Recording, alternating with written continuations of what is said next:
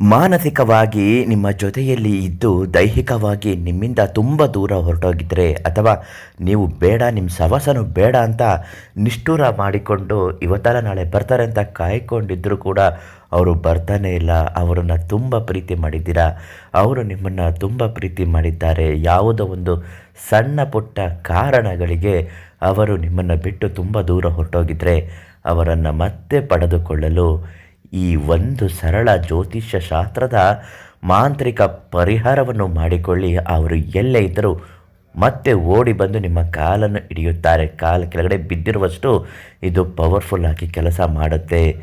ಮತ್ತೆ ಎಂದಿಗೂ ನಿಮ್ಮನ್ನು ಬಿಟ್ಟು ಹೋಗುವುದಿಲ್ಲ. ಹುಚ್ಚರ ಹಾಗೆ ನಿಮ್ಮನ್ನು ಹಚ್ಚಿಕೊಂಡು ಪ್ರೀತಿ ಮಾಡುತ್ತಾರೆ.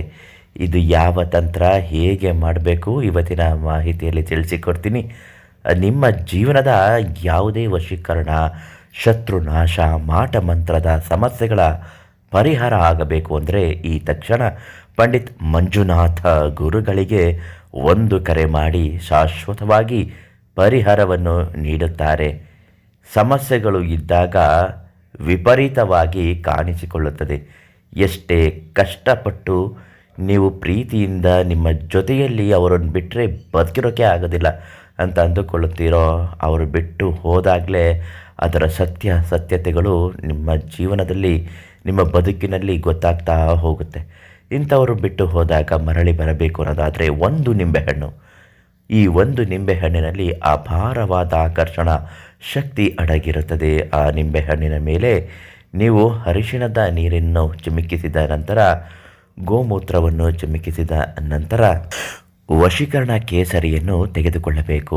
ಮಾಮೂಲಿ ಕೇಸರಿ ಅಲ್ಲ, ಇದು ವಶೀಕರಣ ಕೇಸರಿ ಅಂತಲೇ ಸಿಗುತ್ತೆ. ಈ ವಶೀಕರಣ ಕೇಸರಿಯನ್ನು ತೆಗೆದುಕೊಂಡು ಅದರ ಮೇಲ್ಭಾಗದಲ್ಲಿ ಅಂಚಿಕಡ್ಡಿಯಿಂದ ಹುಡುಗಿ ಅಥವಾ ಹುಡುಗ ಯಾರು ನಿಮ್ಮನ್ನು ಬಿಟ್ಟು ಹೋಗಿರ್ತಾರೋ ಅಥವಾ ಯಾರು ನಿಮ್ಮ ಬಳಿಗೆ ನಿಮ್ಮ ವಶಕ್ಕೆ ಆಗಬೇಕು ಅಂದುಕೊಂಡಿರ್ತೀರೋ ಅವರ ಹೆಸರನ್ನು ಅದರ ಮೇಲ್ಭಾಗದಲ್ಲಿ ಬರೆದುಕೊಳ್ಳಿ. ಆ ನಿಂಬೆಹಣ್ಣಿನ ಹಿಂಭಾಗದಲ್ಲಿ ನಿಮ್ಮ ಹೆಸರನ್ನು ಬರೆದುಕೊಳ್ಳಿ. ಇದನ್ನು ಬರೆಯುವಾಗ ಯಾವ ಕೆಲಸ ಅವರಿಂದ ನಿಮಗಾಗಬೇಕು ಅಥವಾ ನಿಮ್ಮಿಂದ ಅವರಿಗೆ ಆಗಬೇಕು ಅಂದುಕೊಂಡಿರುತ್ತೀರೋ ಅದನ್ನು ಮನಸ್ಸಿನಲ್ಲಿಯೇ ನೆನೆಸಿಕೊಂಡು ವಿಪರೀತವಾಗಿ ಇಷ್ಟಪಡುವ ರೀತಿಯಲ್ಲಿ ನೀವು ಹತ್ತಿರಕ್ಕೆ ಬಂದು ತುಂಬ ಕಾಡಿಸುವಂತೆ ಇದು ಮಾಡುವ ಹಾಗೆ ನೆನಪಿಸಿಕೊಳ್ಳುತ್ತಲೇ ಇರಬೇಕು. ಅವರಿಗೆ ಅದು ಕಾಡಿಸುತ್ತಿದೆ ಅಂತ ನೀವು ಅಂದುಕೊಳ್ಳಬೇಕು. ಈ ರೀತಿ ಮಾಡಿ ಆ ನಿಂಬೆಹಣ್ಣನ್ನು ಅವರ ಮನೆ ಹತ್ತಿರ ಯಾರಿಗೂ ಗೊತ್ತಾಗದ ರೀತಿಯಲ್ಲಿ ಹೊಡೆದು ಹಾಕಿ ಬರಬೇಕು. ಹೀಗೆ ಮಾಡಿ ಇಷ್ಟಪಟ್ಟವರು ನಿಮ್ಮಿಂದ ನಿಮ್ಮಕ್ಕೆ ಆಗುತ್ತಾರೆ.